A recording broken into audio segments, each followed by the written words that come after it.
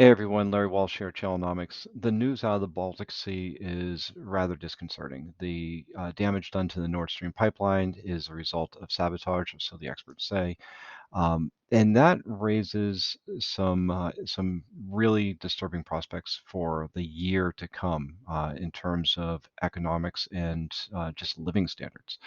Now, the Nord Stream 1 pipeline, which was damaged, has been offline for a few weeks. The Russians shut it down to cut the flow of natural gas to Germany.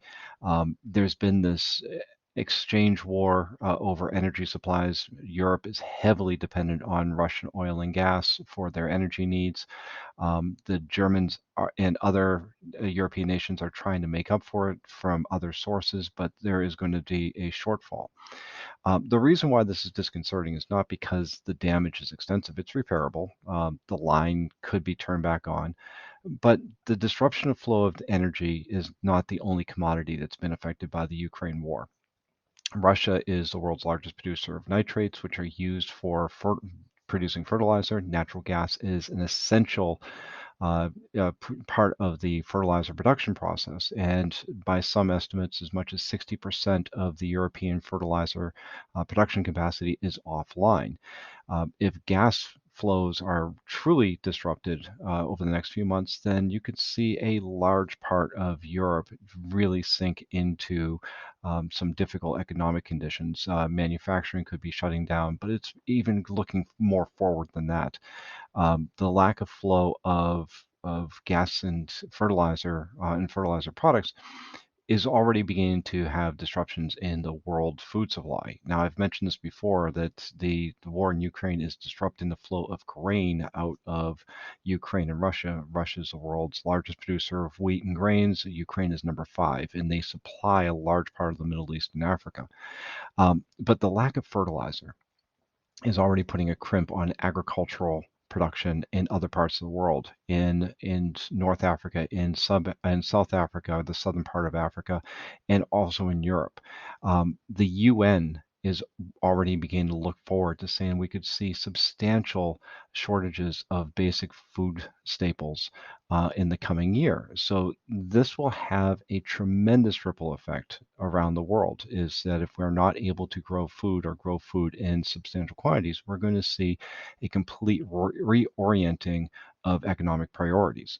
Now, the inflation rate that we've been seeing in the US and Canada and much of Europe has already had a shift in spending priorities. Now, this is one of the strange things about these recessionary conditions is that we see high inflation, but we're not really seeing a reduction in spending. What we are seeing, though, is a shift in spending from discretionary and luxury items to necessities, food, energy, housing. And we're going to see more of that shift as these prices continue to rise. This means that inflation is probably here to stay for a while, and you're going to see a greater demand for energy and foodstuffs, which means you'll see an increase in prices, which means you'll also see a shift away from other durable goods and services. That could have a tremendous impact on the technology channel, which is dependent largely on discretionary spending. So, we could be looking at a situation now where even though many economists think that the U.S. could weather an economic downturn, maybe even not even go into recession, I'm skeptical of that. Um, but regardless, we do now see that Europe is going to go through a fair amount of economic pain. And because the European Union and the United Kingdom are significant trading partners to the US as well as to China, that too will have a dampening effect on economic activity into 2023. So lots to keep our eyes on here. And again, a lot of weathering an economic downturn or recession is dependent on planning for it. So please check out our recession survival guide at Challenomics. It's freely available to everyone. And I'm just going to continue talking to you about this because it's important for us to maintain our situational awareness in times like these. Until next time, I'm Larry Walsh.